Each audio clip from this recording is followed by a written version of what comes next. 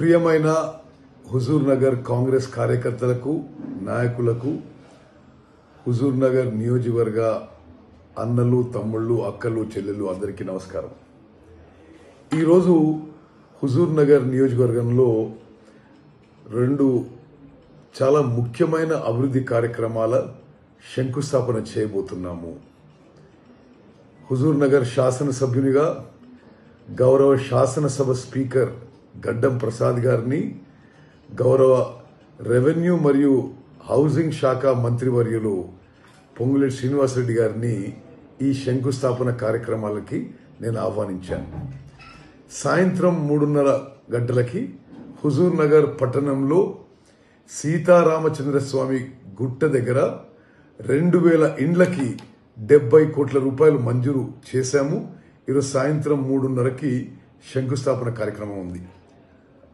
అదేవిధంగా పాలకీడు మండలం బెట్టెతండ తండలో సాయంత్రం 4:30 గంటలకి 33 కోట్ల రూపాయలతో 2000 ఎకరాల కొత్త లిఫ్ట్ ఇరిగేషన్ స్కీమ్ శంకుస్థాపన చేయబోతున్నాము.